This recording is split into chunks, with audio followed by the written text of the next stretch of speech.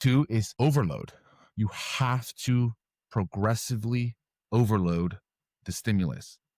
That does not only mean weight on the bar, it means progressively overload the tension in the muscle. Okay, so this could be by doing longer amounts of work. So Mm. longer tempos, more reps is another way of doing that.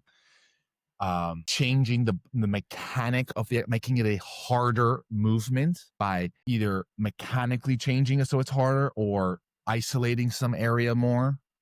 For instance, with squats, you can raise your heels, which is going to put more tension on the quads. So if you wanted to build bigger quads, you had weak quads or you wanted them bigger, slant board squats is a way of mechanically creating more tension without increasing the weight on the bar. Got you. Got you. Now, weight on the bar is another way, of course, right? Getting stronger is putting more weight on the bar will increase the tension. Granted, all other factors are the same. And yeah, so range of motion, progressive overload. And then you really, as an athlete, it's not per se related to growing muscle, but I'll say it every time, you have to train in a balanced fashion.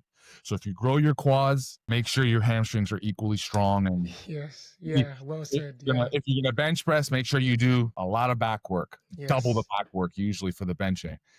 Things like this. So just structural balance, as we call it. And the last key principle is, well, I'm going to say two more, is obviously Yeah. for Please. muscle growth specifically, not for per se strength and power, but for growth, you got to hit failure or just shy, right? You have to signal the body that survival when it goes, hey, I need to grow. And most people don't hit that. I've Mm. seen thousands and thousands of people working out. Most don't hit it. So never sacrifice form for it, but that's where sets become important because it allows one to dig a little deeper. That's why one of my favorite methods is and I'll drop this for these guys listening, try things that are called trisets. I talk about this all the time on my channels, on my socials, and you start with I'm going to give a quick example for the upper body. You start with an incline bench press, slow tempo, full range of motion with a bar. So this is your heaviest, strongest movement.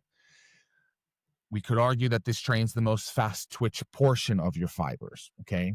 People will argue this. It works. So you do this, then you rest 10, 15 seconds. And now you grab dumbbells and you lower the incline. So now you're in a little bit stronger position. So even though you're tired, now you're going to be stronger and you'll be able to keep working.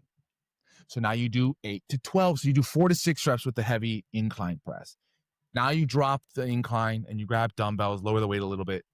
Now you're doing 8 to 12 repetitions of incline press. Mm. Then when you're done with that, you flatten the bar all the way, you flatten the bench all the way. You grab even a little bit lighter dumbbells and you're going faster. So you're not as much tension. And now you pump out flat bench press. That's a simple, quick example of a workout that is going to you're going to hit failure 3 times in 60 Yeah. seconds. You see what I'm saying? Yes. Now you're going to really know what failure is when you do that.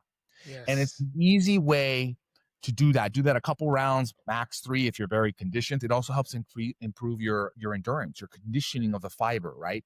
So it's one of my favorite methods for athletic hypertrophy, we call it.